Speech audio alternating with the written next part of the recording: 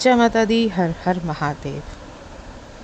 आज की इस वीडियो में बहुत ही रहस्यमय गूढ़ जानकारी है और यह सिर्फ जानकारी नहीं है, यह आत्मा की सुरक्षा से जुड़ा एक ज्ञान भी है।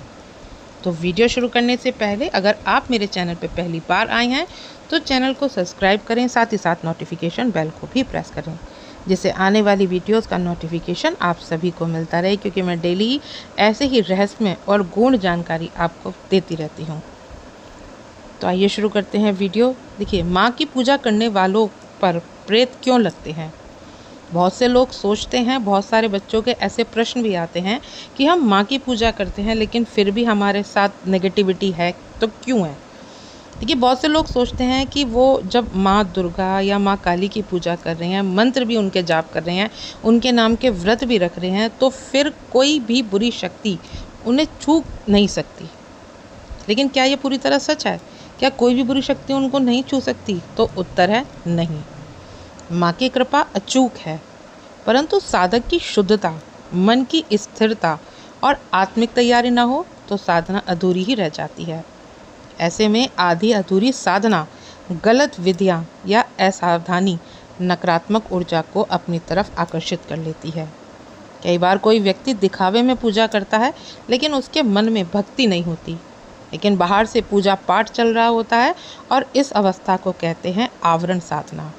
इस अवस्था में शरीर तो पूजा करता है पर आत्मा में द्वंद्व रहता है, और यही द्वंद्व नकारात्मक ऊर्जा को अपनी तरफ आकर्षित करता है। जब माँ की कृपा साथ होती है तो फिर भी बाधा क्यों आ जाती है। माँ काली की कृपा जब किसी के ऊपर होती है तो उसका जीवन बदल जाता है, लेकिन याद रखें, माँ परीक्षा भी लेती है और माँ रक्षा भी करती है। जो सच्चा साधक होता है वो कई बार बुरी शक्तियों का आकर्षण का केंद्र बन जाता है, क्योंकि उसका प्रकाश तेज होता है, उसकी ऊर्जा जागती है और अंधकार हमेशा प्रकाश को दबाना चाहता है। इसलिए कभी कभी साधना के मार्ग में डरावने सपने आते हैं, घर में अजीब घटनाएं घटती हैं, कोई छाया साथ साथ चलती है, और कभी कभी शरीर में भारीपन, कपकपी, थकावट भी बनी रहती है।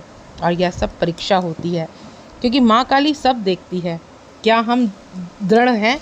क्या हम बिना डरे लगे रहेंगे? अगर माँ काली की पूजा करते हैं और फिर भी आपको संकेत मिलते हैं तो आपको सावधान हो जाना चाहिए।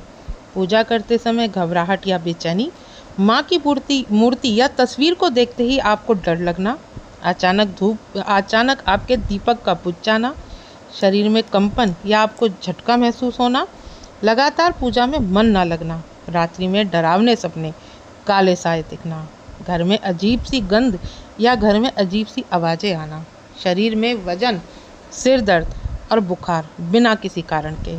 अगर इनमें से कोई भी आपको लक्षण दिखता है तो यह संकेत है कि कोई नकारात्मक ऊर्जा आपसे टकरा रही है।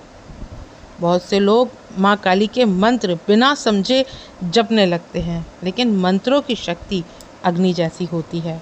अगर आपने मंत्र का सही उच्चारण नहीं किया, अगर आपका आसन शुद्ध नहीं है, अगर आपका मन चंचल है, तो मंत्र उल्टा प्रभाव भी दे सकता है।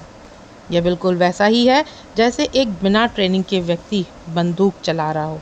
इसलिए बिना गुरु के उच्च स्तर की साधना करने से बचें।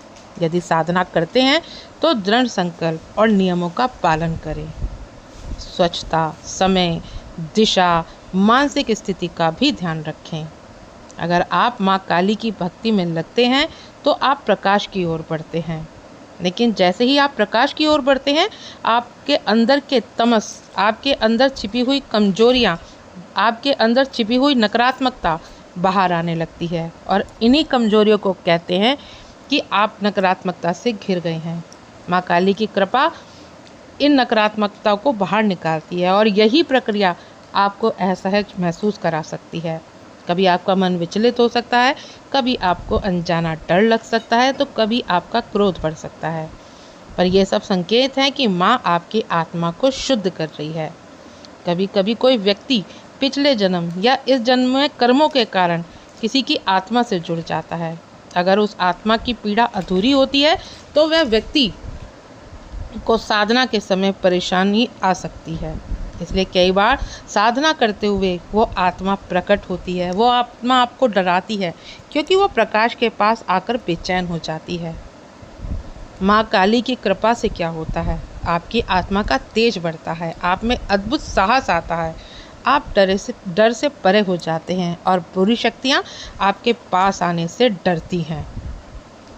पर क्या क्या ये भक्ति, ये समर्पण और विनम्रता से मिली है? माता उस साधक की रक्षा करती है जो सच्चा होता है, जो अहंकार को छोड़ चुका होता है, जो सेवा में होता है और जो अपने हृदय में माँ काली को बसाए हुए होता है। यदि आप माँ काली की पूजा कर रहे हैं और आप चाहते हैं कि कोई भी प्रेत, नकारात्मक शक्ति आपको छू ना सके, तो आपको इन नियमों का पालन अवश्य करना चाहिए। भूत प्रेत के निवारण मंत्र का आपको जाप जरूर करना चाहिए। कपूर, गूगल, लोबान का धुआं हर रोज अपने घर में करना चाहिए। तांबे के पात्र में गंगा जल भर करके अपने सिरहाने रखें। हर पूजा से पहले गणेश जी, माँ दुर्गा, काल भैरव, हनुमान जी महाराज का आह्वान जरूर करें। हर दिन अपनी आत्मा की सफाई करें।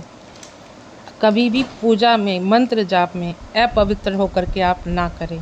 और सोने से पहले माँ से प्रार्थना अवश्य करें कि हे माँ, मेरा शरीर, मेरा मन, मेरी आत्मा की आप रक्षा करें।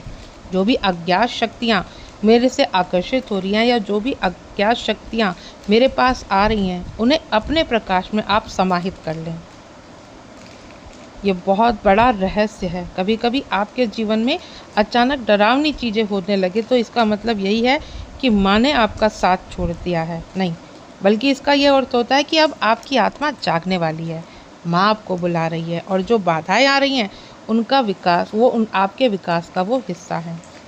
जैसे शेर को बनने से पहले जंगल की परीक्षाएं देनी होती है, वैसे ही माँ के सच्चे भक्त बनने से पहले आत्मा को हर डर, हर प्रेत, हर अंधकार से होकर के गुजरना पड़ता है।